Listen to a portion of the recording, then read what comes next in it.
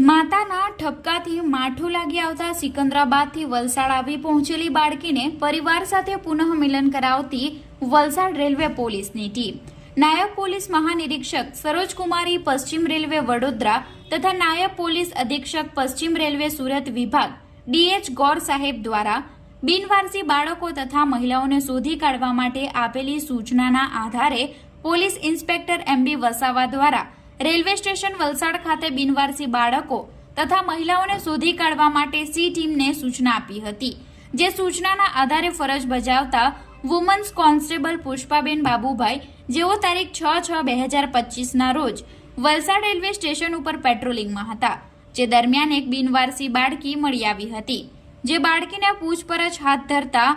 માધવપુર ગુટાલા બેગમ પટ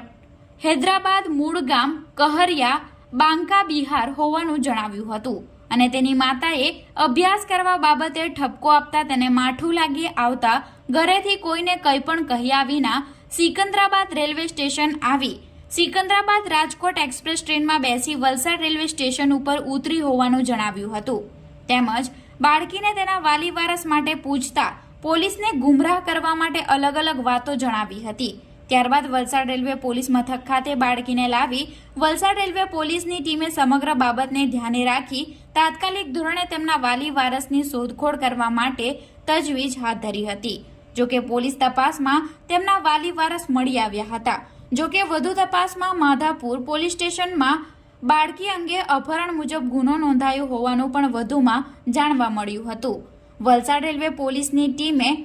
સ્થાનિક સિકંદરાબાદ પોલીસ તેમજ વાલી વારસને જાણ કરી વલસાડ રેલવે પોલીસ મથક ખાતે બોલાવવામાં આવ્યા હતા અને બાળકીના માતા પિતા સાથે જરૂરી આધાર પુરાવા જોઈ બાળકીનો કબજો તેમના વાલી વારસને સુપ્રત કર્યો હતો. બાળકીના વાલી વારસ તેમજ હૈદરાબાદ પોલીસે વલસાડ રેલવે પોલીસની ટીમનો આભાર વ્યક્ત કર્યો હતો.